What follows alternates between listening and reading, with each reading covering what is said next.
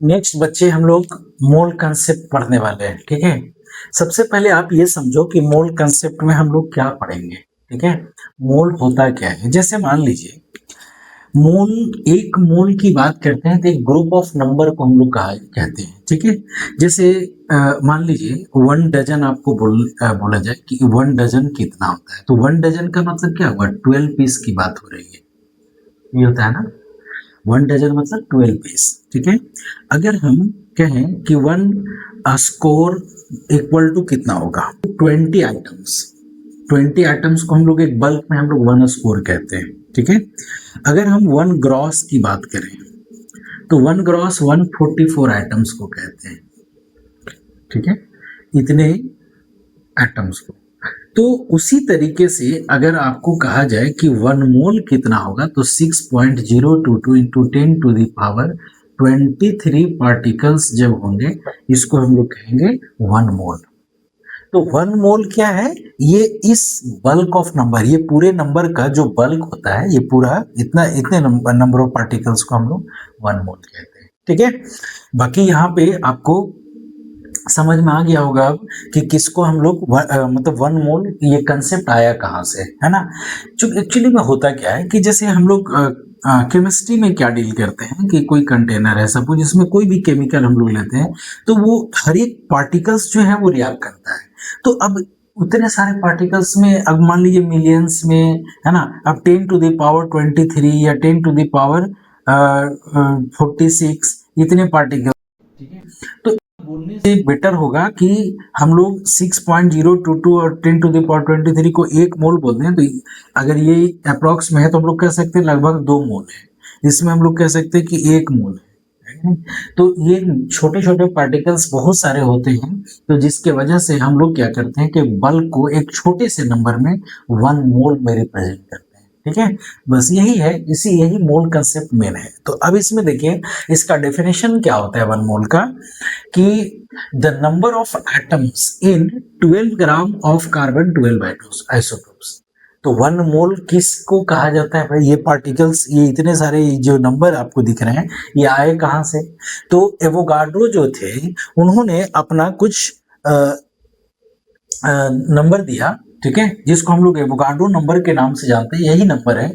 और उन्होंने बोला कि आप इसको कार्बन 12 आइसोटोप से कंपैरिजन कर लेते हैं। ठीक है, मतलब जो 12 ग्राम कार्बन में कितने कार्बन का एटम्स हैं, वो सारे एटम्स को अगर हम लोग एक क्या बोलते हैं उसको, सारे एटम्स को एक बल्क में अगर हम लोग उसको एक पर्टिकुलर नंबर से नंबर अगर उसको हम लोग पर्टिकुलर नेम दे देते हैं, तो हम लोगों को कैलकुलेट करने में इजी पड़ेगा।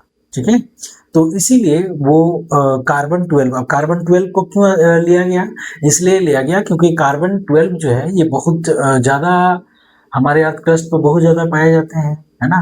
कार्बन 12 मतलब आप कह सकते हैं कि कार्बन का जो भी आइसोटोप्स है उसमें कार्बन 12 का 98% से ज़्यादा अबंडेंस पाया जाता है, परसेंटेज अबंडेंस। ठीक है, और कार्बन लगभग जितने सारी चीज़ें, मैक्सिमम जो भी ऑर्गेनिक मटेरियल हैं, वो मैक्सिमम जो है सभी सारे ऑर्गेनिक मटेरियल में कार्बन होता है। मतलब किसी चीज़ को बर्न कीजिए, अब बर्न करने के बाद अगर वो सूटी फ्लेम देता है, या आप कहें स्मोक देता है, ब्लैक स्मोक देता है, ठीक है, तो इसका मतलब उसमें कार्बन होगा। ठीक है, तो कार्बन का बहुत ज़्यादा हमारे अर्थ क्रस्ट पर बहुत ज़्यादा पाए जाते हैं, जिसकी वजह से कार्बन को एक बेसिक यूनिट माना गया। ठीक है, तो उम्मीद करते हैं कि यहाँ तक समझ में आ गया होगा। अच्छा, अब इसके बाद देखिए कि ये क्या है। तो एक मतलब जो 12 ग्राम कार्बन का जो है वो 12 ग्राम कार्बन लिया गया और इसमें सारे एटम्स को कैलकुलेट किया गया। मान लीजिए कार्बन का एक टुकड़ा लिया, ठीक है, ये कितना है 12 ग्राम को। अब इसको हम बम्बार्ड करवा दिए, बम्बार्ड करा दिए तो सब पार्टिकल्स में टूट गया होगा, छोटे छोटे पार्टिकल्स में टूट गया। ठीक है, ये सारे पार्टिकल्स को क्या किए, कलेक्ट कर लिए। ठीक है, मतलब सारे को नहीं, आप ये कह सकते हैं कि एक जो पार्टिकल है, आप इसको ऐसे कहिए, एक जो पार्टिकल है उसको हम क्या किए, इसका मास को फाइंड कर लिए। कितना, इसको मास को, एक पार्टिकल्स, एक एटम का जो मास था उसको हम लोग फाइंड कर लिए। कैसे फाइंड करेंगे, तो वो एक इंस्ट्रूमेंट बताया आपको, मास स्पेक्ट्रोमीटर। मास स्पेक्ट्रोमीटर, इससे फाइंड कर लिए। अब एक एटम का फाइंड कर लिया। अब देखिए मान लीजिए 12 ग्राम टोटल है, और 12 ग्राम में एक एटम का जो भी मास होगा, ठीक है, उससे हम डिवाइड कर देंगे, तो कितने 12 ग्राम में कितने एटम है पता चल जाएगा कि नहीं? बात समझ में आ रहा होगा? नहीं समझ में आ रहा है? ऐसे समझो, मान लीजिए ये एक बॉक्स है, ठीक है, और इस बॉक्स का टोटल वेट जो है वो 1000 ग्राम है या 1 kg, ठीक है। अब इसमें क्या है, एप्पल भरा हुआ है, और हर एक एप्पल का जो वेट है वो 50 ग्राम है। कितना है? 50 ग्राम। अब ये टोटल टोटल बॉक्स का वेट कितना है? 1000 ग्राम, और एक एप्पल का वेट कितना है? 50 ग्राम। तो अगर आपसे पूछें कि इसमें कितने एप्पल होंगे बिना काउंट किए हुए, तो आप क्या करोगे? पूरा वेट जो है उसको लिख लोगे और एक एप्पल से डिवाइड कर दोगे, क्योंकि ये भी ग्राम में है, ये भी ग्राम, ग्राम से ग्राम कट जाएगा, तो 0 से 0 कट गया, और ये 20, तो हम लोग कह सकते हैं ना कि इसमें 20 एप्पल्स होंगे। उसी तरीके से 12 ग्राम टोटल है, उसमें से एक एटम का मास अगर हमको मिल जाएगा तो उसे डिवाइड कर देंगे, तो हम लोगों को पता चल जाएगा कि 12 ग्राम में कितने कार्बन का एटम्स प्रेजेंट है, उसी को 1 मोल कहा गया। ठीक है, मतलब यहाँ जो लिखा हुआ है इसको हम लोग लिख सकते हैं कि 1 मोल इक्वल टू, ठीक है, 12 ग्राम पर कार्बन 12 आइसोटोप, है ना। एक कार्बन 12 आइसोटोप्स का 12 ग्राम लिए, और एक एटम का जो मास होगा, जो मास स्पेक्ट्रोस्कोपी से, मास स्पेक्ट्रोमीटर से जो कैलकुलेट किया गया, फाइंड किया गया बच्चे, वो 1.992648 इंटू 10 टू द पावर -23 ग्राम पर कार्बन 12 एटम। इसको मिटा देते हैं, ये तो समझ में आ गया, ठीक है। तो 12 ग्राम टोटल मास हुआ, एक एटम का मास 1.992648 इंटू 10 टू द पावर -24 ग्राम है, ठीक है, पर कार्बन 12 एटम, मतलब एक एटम का मास इतना हो गया। क्लियर है? अब इसको जब हम लोग डिवाइड करते हैं बच्चे, तो डिवाइड करने से ही 6.022, ठीक है, और भी नंबर होता है 1367, हालांकि इतना जरूरत नहीं है, हम लोग इतना ही 6.022 तक ही लेते हैं, इंटू 10 टू द पावर 23 इतने एटम्स हो जाएंगे। तो अब हम लोगों को पता चलेगा कि 12 ग्राम कार्बन में टोटल इतने एटम्स होते हैं, और इसी को एवोगाड्रो जो है, उसको एवोगाड्रो जो है वो 1 मोल बोले। बात समझ में आ गया? तो अब यहां से देखिए इसमें क्या क्या चीज हम लोग देख सकते हैं, ठीक है। तो अगर आपसे पूछा जाए कि आप 1 मोल, ठीक है, अच्छा एक बात और इसमें ध्यान दोगे कि अगर यूनिट के रूप में हम लोग इस मोल को लिखेंगे, तो यूनिट के रूप में MOL लिखा जाता है, ठीक है, और क्वांटिटी के रूप में जब होगा तो MOLE लिखा जाएगा। तो यहाँ अगर हम बोले कि 1 मोल, ठीक है, 1 मोल एटम, तो इसका मतलब क्या समझे? 1 मोल एटम का मतलब हो गया कि 6.022 into 10 to the power 23 atoms के बारे में बात हो रही है, इतने एटम्स के बारे में। अगर हम बोले कि 1 मोल मॉलिक्यूल, ठीक है, 1 मोल मॉलिक्यूल, इसका मतलब क्या हुआ कि इतने मॉलिक्यूल्स के बारे में बात हो रहे हैं, ठीक है, इतने मॉलिक्यूल्स के बारे में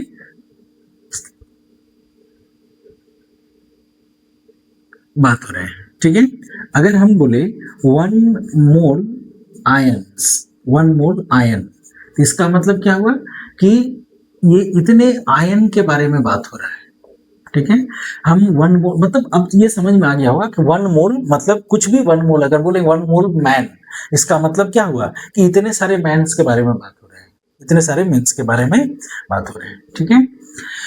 तो ये हम लोग को यहां तक समझ में आ गया। अच्छा, और इसमें कुछ कुछ चीजें हम लोगों को जानना पड़ेगा। क्या जानना पड़ेगा? सो देखिए, जो मोल होते हैं बच्चे, ठीक है, मोल को हम लोग गिवन मास अपॉन मोलर मास से फाइंड कर सकते हैं। गिवन मास मतलब कोई भी चीज अगर दिया हुआ है तो उसका मान लीजिए कि हमको दिया हुआ है, एग्जाम्पल ले लीजिए 9 ग्राम, है ना, 9 ग्राम ऑफ H2O।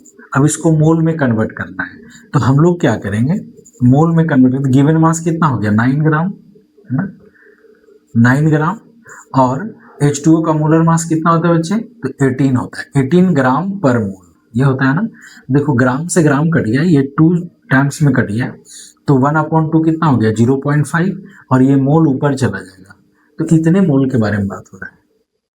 ठीक है, तो ये तो समझ में आ गया होगा कि मोल में, तो ये इम्पॉर्टेंट जो टर्म है वो आपको हम बता दे रहे हैं। ठीक है, तो यहाँ से हम लोग मोल फाइंड कर लेते हैं। तो नंबर ऑफ पार्टिकल्स किसी पर्टिकुलर सब्सटेंस के लिए बात होगा, तो आप ध्यान दोगे मोल इनटू Na कह दोगे।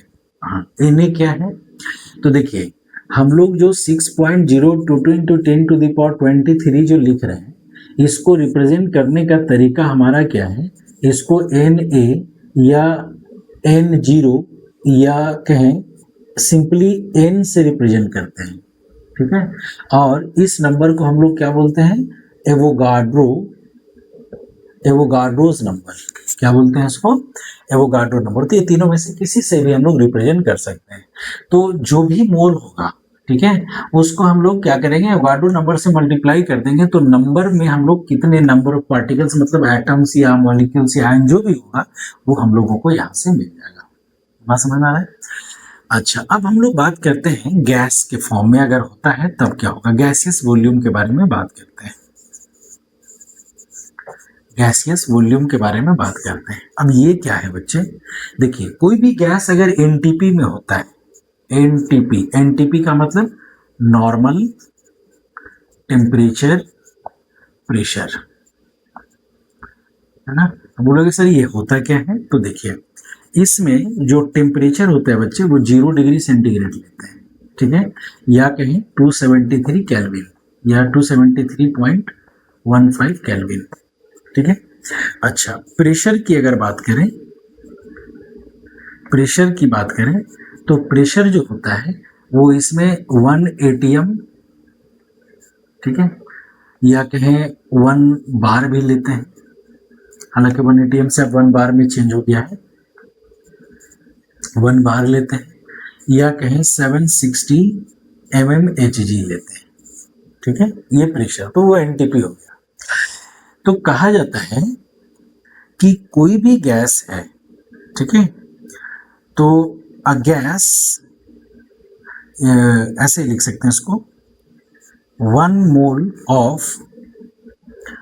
मोल of a gas at NTP.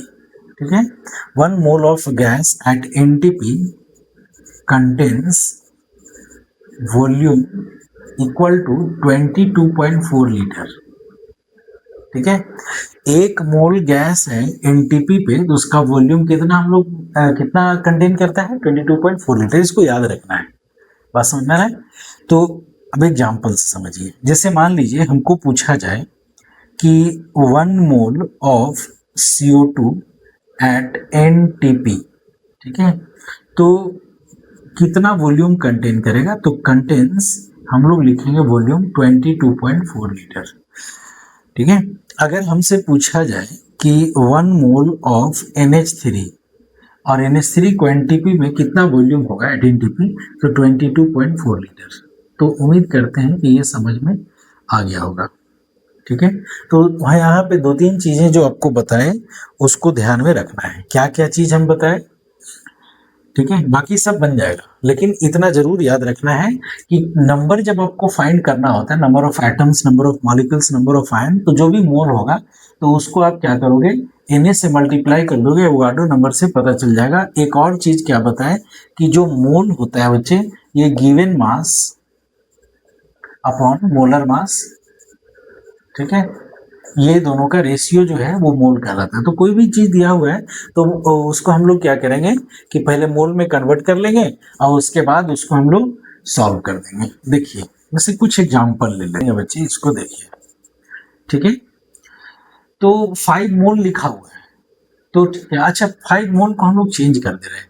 ठीक है, हम लोग क्या कर रहे हैं, 5 मोल की जगह मान लीजिए आपका दिया हुआ है 12×16 या 30 या 80 लिखा हुआ है, 80 ग्राम लिख देगा कि 80 ग्राम आपको मिथेन दिया हुआ है। ठीक है, तो देखिए हम लोगों को एटम फाइंड करना है और ये मास दिया हुआ है। सबसे पहले एटम को फाइंड करने के लिए या पार्टिकल्स को फाइंड करने के लिए हमको जो भी मास गिवन है उसको मोल में कन्वर्ट करना जरूरी है, क्योंकि मोल में जब आ जाएगा तो उसके एवोगाड्रो नंबर से मल्टीप्लाई कर देंगे तो काम हमारा हो जाएगा। ठीक है, तो यहाँ पे जो 80 ग्राम दिया हुआ है सबसे पहले उसको मोल में कन्वर्ट करेंगे, तो लिखेंगे mole of methane equal to given mass upon molar mass. तो गिवन मास कितना हो गया बच्चे 80 ग्राम। अब मोलर मास मीथेन का 12 इसका और 4 इसका, तो कितना हो गया 16। तो डिवाइड जब कर ग्राम पर मोल डिवाइड करोगे तो ये 5 मोल ही आ जाएगा, बस थोड़ा सा हम सिर्फ चेंज कर दिए। ठीक है, ये 5 मोल आ गया, यहाँ तक तो समझ में आ गया।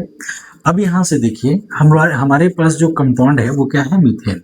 अब इसमें कार्बन और हाइड्रोजन दोनों का नंबर ऑफ एटम्स पूछा जा रहा है। ठीक है, तो हम लोग क्या करेंगे, आप ये समझो कि अगर हम कहें 1 मॉलिक्यूल, ध्यान से समझिएगा, 1 मॉलिक्यूल ऑफ मीथेन, ठीक है, 1 molecule of methane have carbon atom equal to कितना कार्बन एटम है, एक मॉलिक्यूल में एक कार्बन है। तो अगर हम कहें कि 1 मोल मॉलिक्यूल अगर हम लोग बोल दें, ठीक है, 1 mole molecule of CH4 have carbon atom, तो कितना होगा बच्चा 1 मोल हो जाएगा, कोई दिक्कत नहीं है। ठीक है, एक में एक कार्बन एटम था, तो 1 मोल मॉलिक्यूल में 1 मोल हमारा कार्बन एटम हो जाएगा। ठीक है ना, चलिए इतना 1 मोल मॉलिक्यूल में मीथेन में हमारा कार्बन एटम कितना हो गया 1 मोल हो गया। ठीक, अच्छा 1 मोल हो गया। अब यहां से देखिए टोटल हमारे पास मीथेन कितने हैं 5 मोल, तो हम लोग लिख सकते हैं देयरफॉर 5 मोल मॉलिक्यूल, ठीक है, of methane have carbon atom, तो 1 into 5 मोल हो जाएगा, होगा कि नहीं। इतना हो गया, इतने मोल हमारे कार्बन एटम हो गए। ठीक है, अगर मान तो यहाँ पे जो हम लोगों को पूछा जा रहा है वो क्या पूछा जा रहा है, number of find the number of hydrogen atom. तो यहाँ पे इतने मोल की बात होगी, हमको नंबर ऑफ हाइड्रोजन एटम चाहिए। तो नंबर ऑफ हाइड्रोजन एटम चाहिए तो हम लोग क्या करेंगे, यहाँ पे देखिए ये तो अब ये जो मोल है, इस 1 मोल में कितने हाइड्रोजन एटम होते हैं, तो एवोगाड्रो नंबर के बराबर। तो यहाँ पे हम लोग मोल की जगह पे 6.0 टू द पावर 23 लिख देंगे, तो इतने एटम्स हो जाएंगे ये हाइड्रोजन का। अब आप इसको मल्टीप्लाई कर दो, तो 5 2 जा 10, 5 2 जा 10 और 1 11, 5 0 0 है ना, 5 2 जा 10, 5 2 जा 10 1 11, 5 0 0 1.30 और into 10 to the power 23 atoms, ठीक है, ऑफ कार्बन, ये हो गया। अब इसी तरीके से हाइड्रोजन का अगर बात करेंगे तो हम लोग यहाँ पे क्या लिख सकते हैं बच्चे कि 1 मोल ऑफ, है ना, मीथेन कंटेन्स 1 मोल मीथेन में हाइड्रोजन कितने हैं, तो 4 मोल ऑफ हाइड्रोजन एटम कह सकते हैं ना। 1 मोल मीथेन में हाइड्रोजन कितने हैं 4, तो हमारे पास कितने मोल मीथेन है 5 मोल। तो लिखेंगे देयरफॉर 5 मोल मीथेन में हाइड्रोजन कितना होगा 4 into 5, इतने मोल, है ना, ऑफ हाइड्रोजन एटम, ये अलग है। ठीक है, तो ये 20 मोल हो गया, बोलो।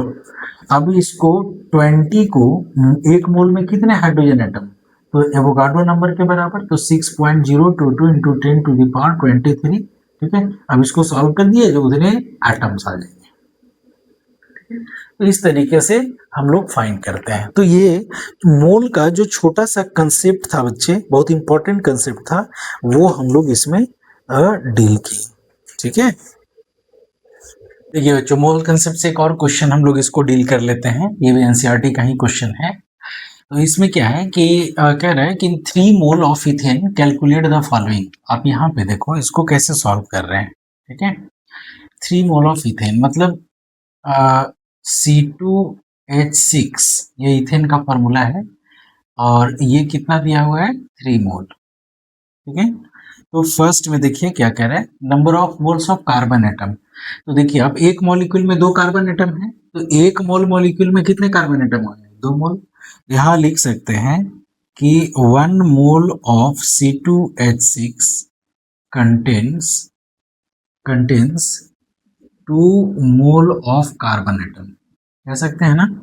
तो ये कितना मोल दिया हुआ है, 3 मोल। देयरफॉर हम लोग बात करेंगे कि 3 मोल में कितने होंगे, तो 2 इंटू 3 मोल कर देंगे, ठीक है। तो इसका मतलब 6 मोल ऑफ कार्बन एटम, ये फर्स्ट वाले का आंसर हो गया, ठीक है।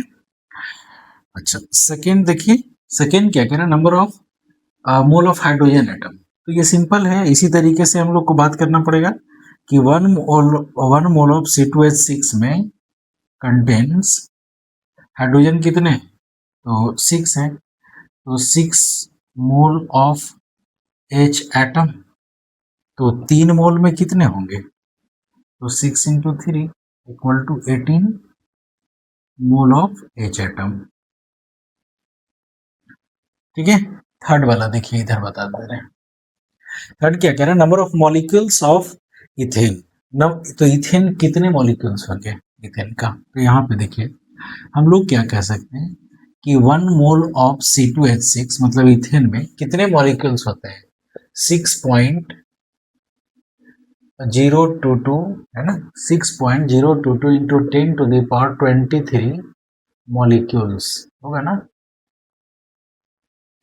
मॉलिक्यूल्स एक मोल में। ये कितने मोल हैं, 3 मोल। तो हम लोग लिखेंगे तो 3 मोल में कितने होंगे बच्चे, 3 से इंटू कर देंगे, 6.022 into 10 to the power 23 multiply कर दो, तो ये मल्टीप्लाई करोगे तो हो जाएगा 1.8 into 1.8066 into 10 to the power 24, चूंकि एक डिजिट इधर ले गए, ठीक है। तो इतना मॉलिक्यूल्स ऑफ C2H6, ये आंसर हो जाएगा। सिंपल सा है, बहुत ये टफ नहीं है, ठीक है। चलिए इसमें थोड़ा सा एक और चीज बताते हैं। तो यहाँ से आप देखो कि हम लोग नेक्स्ट परसेंटेज कंपोजिशन की बात अगर करते हैं, परसेंटेज कंपोजिशन, ये परसेंटेज कंपोजिशन कैसे काम करता है, तो कोई भी कंपाउंड गिवन है उसमें कोई भी एलिमेंट कितना परसेंट पाया जाता है उसी के बारे में डील किया देता हूँ। कैल्शियम कार्बोनेट, अब इसमें हम लोग लिखे परसेंटेज ऑफ कैल्शियम, ठीक है। तो क्या करेंगे, कैल्शियम का एटॉमिक मास कितना होता है 40, और कैल्शियम एक ही है तो इंटू 1 और डिवाइडेड बाई टोटल मास, इसका जब निकालोगे मोलर मास तो ये 100 आएगा बच्चा। तो यहाँ 100 लिखो, परसेंट को कैलकुलेट करने के लिए 100 इंटू करते हैं, ये कर दो तो ये 40% हो गया कैल्शियम। अब उसी तरीके से परसेंट ऑफ कार्बन अगर निकालना है तो 12 और अपॉन टोटल, एक ही कार्बन है ना, तो 12 इंटू 1 होगा इंटू 100, ये से ये कट गया तो 12% हमारा कार्बन हो गया।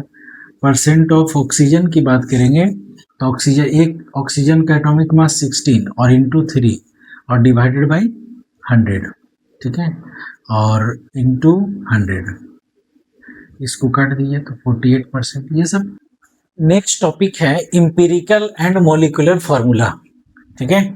तो देखिए ये कैसे काम करता है, यहाँ डेफिनेशन क्या होता है, डेफिनेशन कह रहा है कि it represents the simplest whole number ratio, ठीक है, और various atom present in a compound. एक कंपाउंड में जो भी एटम्स होते हैं उसका सिंपलेस्ट रेशियो हमारा क्या कहलाता है, इंपेरिकल फार्मूला कहलाता है।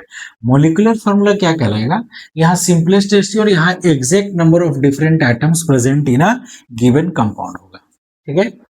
हम लोग इसको एग्जाम्पल से समझने का कोशिश करते हैं, क्या करेंगे, देखिए इधर में हम लोग लिख रहे हैं empirical formula,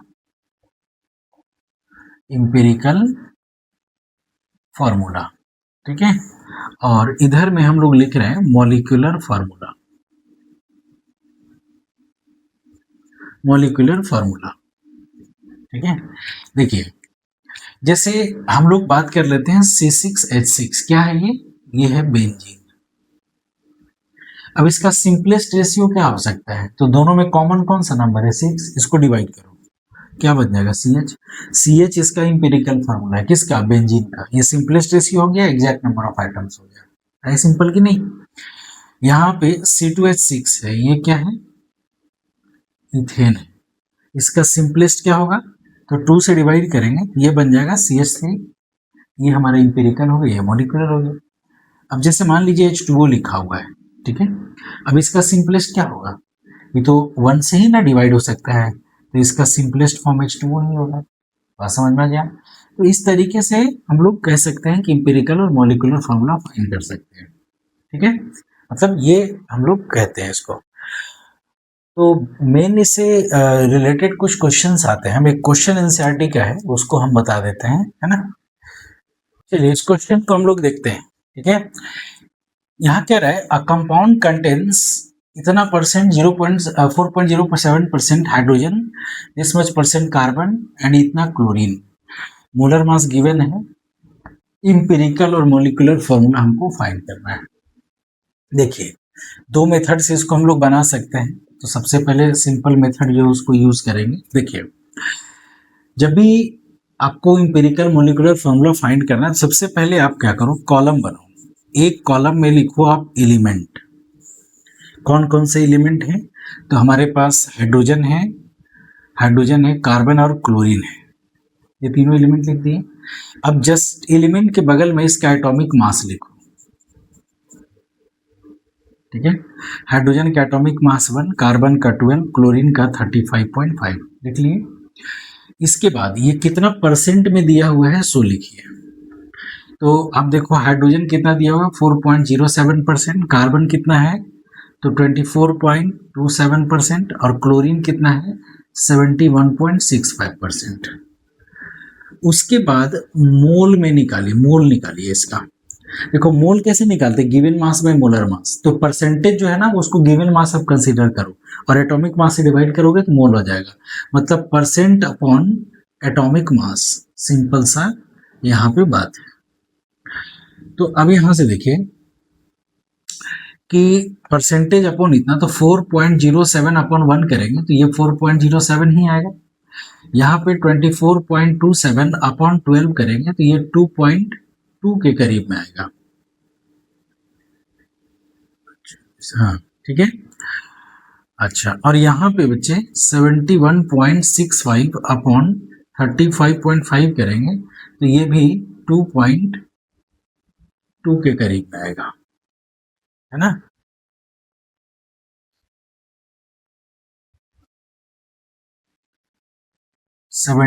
thirty five 5 to 10 6 5, हाँ कह सकते हैं 2.2 के करीब में आएगा। ये हमारा मोल में कन्वर्ट हो गया, ठीक है। अब यहां से हम लोग क्या करते हैं, यहाँ पे मोलर रेशियो निकालते हैं। अब मोलर रेशियो में देखिए, मोलर रेशियो कैसे निकालते हैं बच्चे, तो ये जो मोल आया इसमें कोई भी एक मोल को आप सिलेक्ट कर लो जो सबसे छोटा नंबर होगा। सबसे छोटा कौन है, ये वाला या ये वाला, दोनों कह सकते हैं। और उसको क्या करो, उसी से सारे को डिवाइड करो। तो हम लोग यहाँ पे क्या लिखेंगे, यहाँ पे मोलर रेशियो फाइंड करने के लिए जो भी मोल होगा और डिवाइडेड बाय 2.2 से डिवाइड करेगा उसको, ठीक है। तो आ जाएगा यहाँ पे देखिए आप 4.07 अपॉन 2.2, ये अप्रॉक्स में 2 टाइम्स में कट जाएगा। यहाँ पे है 2.2 अपॉन 2.2 तो ये 1 टाइम्स में कट गया। फिर यहाँ भी 2.2 और 2.2 ये भी 1 टाइम्स में कट गया। अब यहाँ देखिए मोलर रेशियो हम लोगों को मिल गया, से हमारा इंपेरिकल फार्मूला मिल जाएगा, ठीक है। अब देखो therefore empirical formula equal to, देखिए हाइड्रोजन कितना है 2 तो हम लोग H2 लिख देंगे, कार्बन कितना है बच्चे 1 और क्लोरीन कितना है, तो ये हमारा इंपेरिकल फार्मूला हो गया, ठीक है। अब मॉलिक्यूलर मास गिवन है तो हम लोग मॉलिक्यूलर फार्मूला भी फाइंड कर सकते हैं। तो सबसे पहले हमको इसका मास फाइंड करना पड़ेगा। तो यहाँ से लिख सकते हैं नाउ इंपेरिकल फार्मूला मास। इंपेरिकल फार्मूला मास कितना होगा बच्चे 1 इंटू 2 प्लस कार्बन का 12 और प्लस 35.5, सबको ऐड करो तो 12 और 2 14 हो गया और 35 49.5 आ गया। ये ग्राम पर मोल आप मान लो इसको, ठीक है। इंपेरिकल फार्मूला मास हो गया। एन फाइंड करते हैं ना यहाँ पे, तो therefore n is equal to या एन क्या होता है, मॉलिक्यूलर मतलब मोलर मास और divided by empirical formula mass, ये होता है। तो मोलर मास कितना दिया हुआ 98.96 यहाँ पे लिख देंगे, और डिवाइडेड बाय इंपेरिकल फार्मूला मास कितना निकला 49.5, अप्रॉक्स 2 टाइम्स में कट जाएगा, ठीक है। और जब कट जाएगा तो फिर हम लोग यहाँ पे इसका देखिए, जो मॉलिक्यूलर फार्मूला होते हैं ये n इंटू इंपेरिकल फार्मूला होता है, ठीक है। तो आप यहाँ पे देखो n का वैल्यू कितना फाइंड होगा 2 आया, और इंपेरिकल फार्मूला क्या है H2CCl, H2CCl। अब इसको आप ये मल्टीप्लाई करो तो ये हो जाएगा H4C2 और Cl2, ये मॉलिक्यूलर फार्मूला हो गया, ठीक है। तो मॉलिक्यूलर फार्मूला भी मिल गया हमको, इंपेरिकल फार्मूला भी मिल गया, मोलर मास भी मिल गया, ये क्या बोलते हैं इनका वैल्यू। इस तरीके से सॉल्व करते हैं, ठीक है। एक तो मेथड ये हो गया, दूसरा और भी हम लोग एक मेथड से इसको सॉल्व किया जा सकता है, जरूरी नहीं है किसी से हम लोग सॉल्व करें। देखिए दूसरा मेथड क्या है वो भी बता दे। सेकेंड मेथड,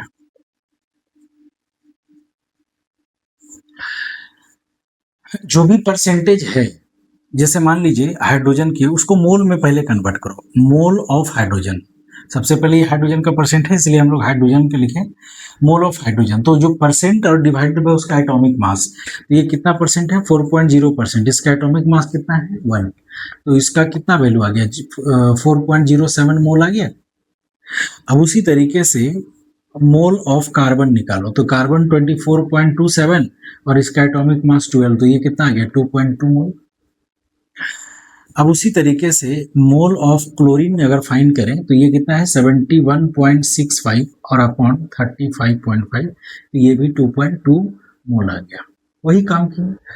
अब सिंपल क्या करना है, इसमें से सबसे छोटा वाला जो है उसी से सबको डिवाइड कर दो, तो ये हमारा मोलर रेशियो मिल जाएगा एक ही बार में, ठीक है। तो यहाँ पे देखिए आप, अगर मोलर रेशियो फाइंड करना है तो हम लोग क्या करेंगे 4.07 अपॉन 2.2, तो कितना आ गया बच्चे, ये अप्रॉक्स 2 टाइम्स में कट जाएगा, ठीक है। अच्छा ऐसे लिख देते हैं मोलर रेशियो, तो ये इसके लिए हो गया मोलर रेशियो ऑफ हाइड्रोजन। सारे के लिए निकाल दें एक ही साथ, सारे के लिए निकाल देते हैं। तो हाइड्रोजन, ठीक है, कार्बन एंड क्लोरीन क्या होगा बच्चे 4.07 अपॉन 2.2, एगो सबसे छोटा वाला जो है उसी से डिवाइड करेंगे, इज टू 2.2 अपॉन 2.2 और इज टू 2.2 अपॉन 2.2, ठीक है। तीनों को डिवाइड करते हैं, कितना आ गया, ये 2 टाइम्स में कट गया, ये 1 टाइम्स में, और ये भी 1 टाइम्स में। तो यहाँ से इंपेरिकल फॉर्मूला निकल जाएगा, कितना आ गया H2C और Cl हो गया। अब उसी तरीके से n का वैल्यू निकालेंगे, तो m का वैल्यू क्या होगा molar mass upon empirical formula मास, अभी तुरंत फाइंड किए थे, ये तो गिवन है 98.96 और इंपेरिकल फार्मूला मास 49.5 आया था, ये 2 टाइम्स में कट गया, ठीक है। तो मॉलिक्यूलर फार्मूला फाइंड करना है तो n इंटू इंपेरिकल फार्मूला। अब क्या करेंगे, यहाँ पे n का वैल्यू जो है हमारा 2 है और ये H2C और Cl, तो ये हो जाएगा H4C2 और Cl2, यही आंसर होगा, ठीक है। ये जो हमारा मोलर मास जो दिया हुआ है ना यहाँ पे, कभी कभी इसके जगह पे वेपर डेंसिटी दे देता है, तो याद रखोगे, नोट करके उसको आप लिख लोगे, ठीक है, कि जो मोलर मास होता है ये 2 इंटू वेपर डेंसिटी होता है ना, 2 इंटू वेपर डेंसिटी, इसको याद कर लीजिएगा, नोट करके लिख लीजिएगा, जितना भी वेपर डेंसिटी इसको 2 से इंटू कर दोगे तो मोलर मास आ जाएगा, ठीक है। तो ये हम लोग इंपेरिकल और मॉलिक्यूलर फॉर्मूला का एक क्वेश्चन भी देख लिए, और भी क्वेश्चन है, question number 3, question number 9 exercise का, वो हम बता भी चुके हैं एक्सरसाइज में। तो आप जो वीडियो डाला हुआ है आप उसको जाके यूट्यूब में और चेक कर सकते हैं, तो बाकी क्वेश्चन भी आपको मिलेंगे इससे रिलेटेड, ठीक है। तो उसके बाद देखते हैं, यहाँ तक नोट कीजिए। नेक्स्ट देखिए, नेक्स्ट टॉपिक हम लोग देख रहे हैं लिमिटिंग एंड एक्सेस रिएजेंट, ठीक है। देखिए लिमिटिंग रिएजेंट और एक्सेस रिएजेंट होता है क्या? लिमिटिंग मतलब जो कम अमाउंट में प्रेजेंट होता है, जो लेस अमाउंट में प्रेजेंट है उसको लिमिटिंग रिएजेंट कहते हैं, और जो रिएक्शन करने के बाद भी कुछ बच जाए उसको हम लोग एक्सेस रिएजेंट कहते हैं। ठीक है, तो जैसे एक एग्जांपल से समझो आप,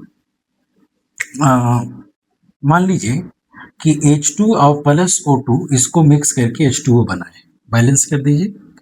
ठीक है, ये अब मान लीजिए कि ये आपको 10 मोल गिवन है और ये भी 10 मोल गिवन है और दोनों को रिएक्शन कराना है, तो जाहिर है कि H2 और O2 जो है ये 2:1 के रेशियो में चाहिए। मतलब अगर ये 10 मोल कंज्यूम करेगा, 10 मोल का कंजप्शन अगर होगा तो उस समय O2 जो है हमारा 5 मोल ही ना कंज्यूम करेगा। ठीक है, ये 10 मोल करेगा तो ये कितना करेगा, 5 मोल कंज्यूम करेगा। ठीक है, तो अब यहाँ पे देखिए कम कौन हो गया, तो कम हमारा हाइड्रोजन है, क्योंकि 10 मोल रिएक्ट करने के लिए ऑक्सीजन को हाइड्रोजन कितना चाहिए, 20 मोल। तो यहाँ से हम लोग कह सकते हैं कि लिमिटिंग रिएजेंट जो है वो H2 है और एक्सेस रिएजेंट जो है ये कौन है, O2 है। बस समझ में रहा है, जो बच जाता है उसको हम लोग एक्सेस रिएजेंट कहते हैं और जो टोटल कंज्यूम हो गया उसको हम लोग क्या बोलते हैं, लिमिटिंग रिएजेंट। वहाँ यहाँ पे देखिए क्या है, the substances which are totally consume during the chemical reaction. आप इसको ये भी कह सकते, टोटली कंज्यूम कर सकते हैं, या substance which are present in less amount. जो कम प्रेजेंट होता है उसको भी हम लोग लिमिटिंग एजेंट कहते हैं, और जो ज्यादा प्रेजेंट होगा उसको हम लोग एक्सेस एजेंट कहेंगे। यहाँ पे क्या लिखे, substance which are not totally consume, है ना, ड्यूरिंग द केमिकल रिएक्शन, उसको एक्सेस एजेंट कहते हैं। सिंपल सा है। अब इससे रिलेटेड एक क्वेश्चन देख लेते हैं हम लोग। देखिए इस क्वेश्चन को देखिए, कह रहा है 50 kg of N2 and 10 kg of H2 are mix to produce NH3। मतलब बच्चे यहाँ पे क्या बोल रहा है कि हमारे पास N2 है और H2 है, ये दोनों गैस है, दोनों को मिक्स करके और NH3 बनाया गया है। आप सबसे पहले इसको बैलेंस कर दो, तो 3 लिखो और यहाँ 2 लिखो, बैलेंस हो जाएगा। N2 कितना गिवन है, 50 kg। ठीक है, 50 kg, हम इसको 50 kg को 50 इंटू 10⁻³ ग्राम लिख देते, चूंकि मोलर मास ग्राम पर मोल में होता है तो ग्राम पर मोल चाहिए। यहाँ देखिए आप, हाइड्रोजन 10 kg दिया हुआ है, तो 10 इंटू 10⁻³ ग्राम कर दे रहे हैं। ये मिक्स करने के बाद NH3 बन रहा है, तो NH3 कितना बनेगा वो फाइंड करना है, और लिमिटिंग रिएजेंट कौन होगा, तो पहले लिमिटिंग रिएजेंट फाइंड करेंगे तभी हमको पता चलेगा NH3 कितना बन रहा है। ठीक है, तो देखिए यहाँ कैसे इसको फाइंड करते हैं। सबसे पहले आप क्या करो कि इसका ग्राम मोलर मास लिखते हैं। ठीक है, तो देखिए नाइट्रोजन का ग्राम मोलर मास कितना हो जाएगा बच्चे, 14 2 जा 28 ग्राम N2 है 1 मोल का, ये 3 मोल H2 का कितना हो जाएगा, 1 का 1 इंटू 2 2 3 जा 6 ग्राम, और इसका देखो 14 हो गया नाइट्रोजन का और 3 हाइड्रोजन का, तो 17 2 जा 34। अब यहाँ से देखिए बहुत हम लोगों को हेल्प मिलेगा। अब यूनिटरी मेथड यूज करेंगे। ठीक है, क्या हम लोग लिख रहे हैं, now 28 gram of N2, 28 gram N2 को हाइड्रोजन कितना चाहिए, 6 ग्राम चाहिए, तो 28 ग्राम ऑफ N2 है ना, needed to react 6 gram of hydrogen. बोलो होगा, इतने ग्राम N2 को हाइड्रोजन कितना चाहिए, 6 ग्राम। तो अगर हम कहें कि 1 ग्राम के लिए कितना चाहिए, तो 6/28 लिख सकते हैं, इतना ग्राम ऑफ H2। तो हमारे पास देखिए नाइट्रोजन कितना दिया हुआ है बच्चे, 50 इंटू 10⁻³ है ना, इतने ग्राम के लिए कितना हाइड्रोजन चाहिए, ये 6/28 इंटू 50 और इंटू 10⁻³ ग्राम ऑफ H2। ठीक है, अब यहाँ पे कैंसिल कीजिए, तो ये 3 टाइम्स में कट गया, ये 14 टाइम्स में कट गया, अब ये 7 होगा और यहाँ पे 25, यही एक नीचे नहीं लिखे थे, तो यहाँ पे देखिए ऊपर में कितना हो गया 75 और अपन नीचे में 7 इंटू 10⁻³ ग्राम ऑफ H2। ठीक है, अब इसको डिवाइड कर देंगे तो कितना आएगा, ये आ जाएगा 10, 7 जा 70 होगा ना, और फिर 5 हो गया 0.5, तो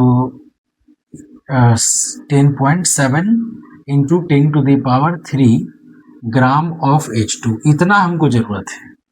ठीक है, और हमारे पास 10 ही है, मतलब कम दिया हुआ है कि नहीं, हमको चाहिए ज्यादा, और यहाँ पे गिवन कम है। इसका मतलब है कि लिमिटिंग रिएजेंट जो होगा बच्चे, वो लिमिटिंग रिएजेंट कौन होगा, H2 होगा।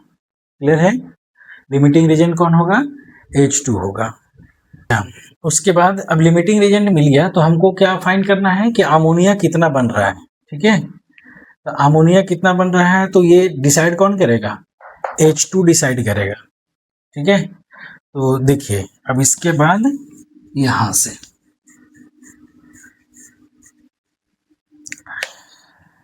से देखिए कि H2 जो लिमिटिंग रिएजेंट है वही डिसाइड करेगा प्रोडक्ट कितना बनेगा। सो ठीक है, तो हम लोग लिख सकते हैं कि 6 ग्राम ऑफ H2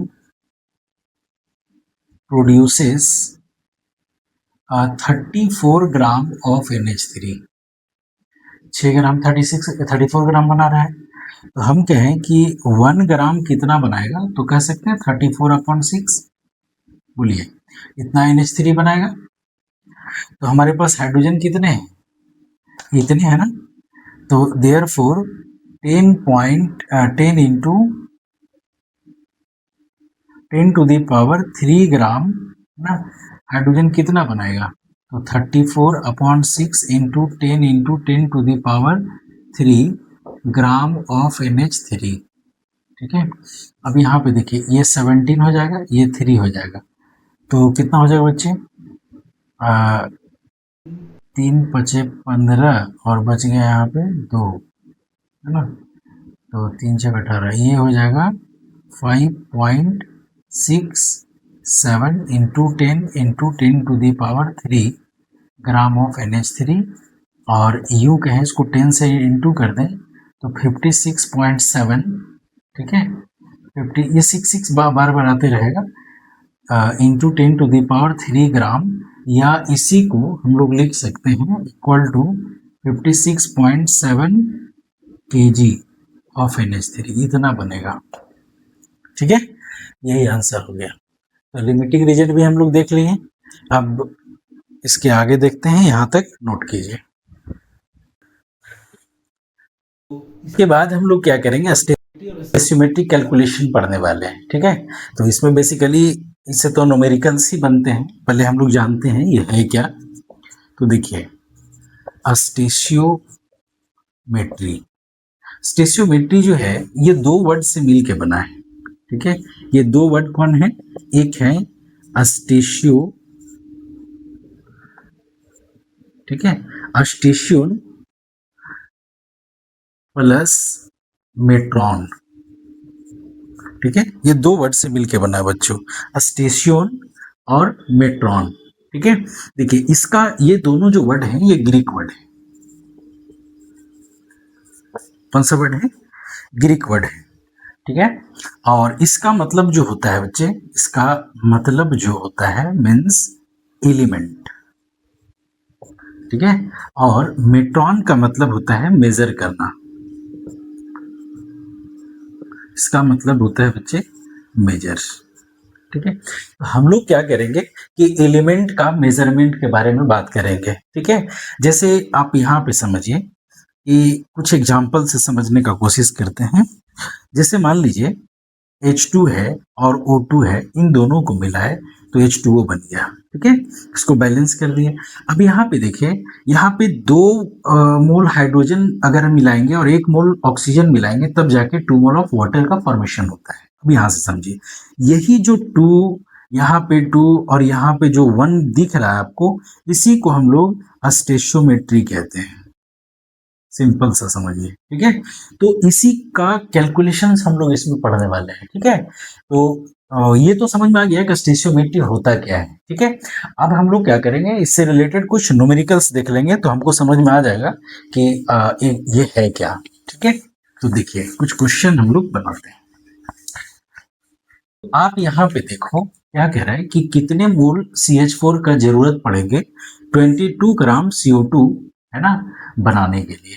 तो अब यहाँ से देखिए कि इसको हम कैसे सॉल्व करते हैं। CH4 है, इसको क्या करना है आपको, CO2 बनाना है, मतलब कम्बशन करना है, बर्न करना है। तो बर्न करना है तो ऑक्सीजन के प्रेजेंस में बर्न करेंगे। ये भी गैस है, ये भी गैस है, और जब बर्न करेंगे तो देखिए 1 मोल CO2 बनेगा, और हाइड्रोजन यहाँ 4 है तो हम लोग 2 मोल H2O बना सकते हैं। ये भी गैस बन जाएगा, ये भी गैस बन जाएगा। ठीक है, तो यहाँ पे समझिए कि हमारे पास जो 22 ग्राम CO2 बनाना है बच्चे, कितने बनाने हैं, 22 ग्राम CO2। तो पूछ रहे हैं कि मीथेन का कितना जरूरत पड़ेगा। ठीक है, मीथेन का कितना जरूरत पड़ेगा, तो हम लोग कैसे बनाएंगे। सो देखिए, अगर हम लोग नॉर्मली बात करें तो सबसे पहले इक्वेशन को बैलेंस करना पड़ता है। तो इक्वेशन बैलेंस है, ठीक है। अब यहाँ से क्या करेंगे कि सबका मतलब ग्राम मोलर मास लिखते हैं। ठीक है, जैसे मीथेन है तो 12 और 4 कितना हो गया, 16। तो ये 16 ग्राम हम मान लेते हैं मीथेन है, और 16 ग्राम मीथेन जो है वो CO2 कितना बना रहा है, इसका ग्राम मोलर मास कितना हो जाएगा, 44 ग्राम। तो 16 ग्राम मीथेन को जब हम लोग बर्न करेंगे ऑक्सीजन में, तब जाके CO2 44 ग्राम बनेगा। अब यहाँ से देख लो, यहाँ से तो दिख रहा है कि 44 ग्राम है, और यहाँ पे बोल रहा है 22 ग्राम बनाने के लिए, मतलब आधा बनाना है। इसका मतलब ये भी हमको हाफ का जरूरत पड़ेगा। तो हम लोग सीधा सीधा कह सकते हैं कि 8 ग्राम, है ना, 8 ग्राम मीथेन का जरूरत पड़ेगा। लेकिन हम इसको क्या कर रहे हैं, सॉल्व कर रहे हैं यूनिटरी मेथड से। तो देखिए कैसे हम लोग सॉल्व करते हैं, लिखेंगे। ठीक है, 44 है ना टू प्रोड्यूस, तो यहाँ पे लिखेंगे to produce 44 gram of CO2, है ना, CH4 नीडेड। कितना जरूरत पड़ रहा है बच्चे, 16 ग्राम कह सकते हैं ना। 44 ग्राम CO2 बनाने के लिए मीथेन कितना जरूरत पड़ रहा है, 16 ग्राम। देयरफॉर हम अगर बात करें टू प्रोड्यूस 1 ग्राम CO2 बनाने के लिए मीथेन का जरूरत कितना पड़ेगा, तो आप लिख सकते हो ना 16/44 ग्राम। तो हम बात करें कि 22 ग्राम बनाने के लिए कितना जरूरत पड़ेगा, तो आप क्या करोगे, 16/44 और इंटू 22 ग्राम। तो ये काट दो बच्चे, कितने आ गए, 8 ग्राम। तो यही आंसर हो गया, 8 ग्राम हमको मीथेन का जरूरत पड़ेगा 22 ग्राम CO2 प्रोड्यूस करने के लिए। बात समझ में आ गया, ठीक है। अच्छा, एक और क्वेश्चन हम लोग यहाँ पे डिस्कशन कर लेते हैं, ठीक है। तो नेक्स्ट क्वेश्चन एक और देखते हैं हम लोग इससे स्टोइचियोमेट्री से, ठीक है। यहाँ पे क्या करना है, 10 gram magnesium carbonate decomposes on heating to give 0.1 mole of CO2 and 4 gram of MgO। What is the percentage purity of magnesium carbonate. मतलब मैग्नीशियम कार्बोनेट जो है बच्चे, है ना, ये इसको हीट करने से डिकम्पोज कर रहा है। चलिए हीट कर देते हैं। डिकम्पोज करने से ये मैग्नीशियम ऑक्साइड बन रहा है, जैसा बताया जा रहा है यहाँ पे, और CO2 बन रहा है। तो CO2 0.1 मोल बन रहा है, और मैग्नीशियम ऑक्साइड जो है वो कह रहा है कि 4 ग्राम बन रहा है, और ये मैग्नीशियम कार्बोनेट कितने हैं, 10 ग्राम है, ठीक है। तो जनरली हम लोग क्या करते हैं, स्टोइचियोमेट्री से कैलकुलेट करने के लिए बैलेंस करते हैं। तो ये रिएक्शन बैलेंस है। तो बैलेंस करने के बाद हम लोग देखिए इसका मोलर मास निकालोगे, तो इसका मोलर मास निकालोगे तो मैग्नीशियम का हो गया कितना, 24, कार्बन का 12, और ऑक्सीजन का 48, 16 3 या 48 हो जाएगा, ये 84 आएगा बच्चे। तो हम लोग लिखेंगे 84 ग्राम, इसका मान लेते हैं। देखो दूसरा कलर से लिख देते हैं, आइडेंटिफाई करने में आसान हो। तो ये हो जाएगा 84 ग्राम। इसका मोलर मास निकालोगे तो कितना आ जाएगा, देखो 16 और 24 40, और इसका 44, हम लोग तो बार बार इसको देखे हैं, 44 ग्राम। अब यहाँ से देखिए आप, तो यूनिटी मेथड से हम लोग इसको सॉल्व करेंगे। तो क्या करेंगे बच्चे कि हमारे पास 40 ग्राम मैग्नीशियम डाइऑक्साइड प्रोड्यूस हो रहा है 84 ग्राम कार्बन से, ठीक है। तो हम लोग लिख सकते हैं कि 40 gram of magnesium oxide MgO produces from कितना है, 84 ग्राम ऑफ मैग्नीशियम कार्बोनेट, ठीक है, इतने से। तो 40 ग्राम के लिए हो गया। तो 1 ग्राम की बात अगर करेंगे तो 84/40 लिखना पड़ेगा, ठीक है, ग्राम ऑफ मैग्नीशियम कार्बोनेट, तो हमारे लिए 4 ग्राम की बात हो रही है। तो अब यहाँ 4 ग्राम की बात अगर करेंगे तो 84 अपॉन 40 और इंटू 4 ग्राम, है ना, ऑफ मैग्नीशियम कार्बोनेट। तो ये 10 टाइम्स में कट जाएगा, तो ये 8.4 ग्राम ऑफ मैग्नीशियम कार्बोनेट आ गया। मतलब आप देखो 4 ग्राम मैग्नीशियम ऑक्साइड बनाने के लिए आपको इतना 8.4 ग्राम मैग्नीशियम कार्बोनेट चाहिए, ठीक है, लेकिन आपके पास मैग्नीशियम कार्बोनेट है कितना, 3 ग्राम है। इसका मतलब है कि 4 ग्राम बनाने के लिए हमको इतना ही चाहिए और 3 ग्राम दिया, मतलब बाकी जो बच रहा है वो क्या है, वो इम्प्योरिटी होगा कुछ ना कुछ। तो परसेंटेज इम्प्योरिटी, अगर हम लोग परसेंटेज ऑफ प्योरिटी फाइंड करना है ना, तो परसेंटेज प्योरिटी अगर फाइंड करना है तो फिर कैसे उसको हम लोग फाइंड करेंगे। सो आप देखो यहाँ पे तो लिखेंगे परसेंटेज प्योरिटी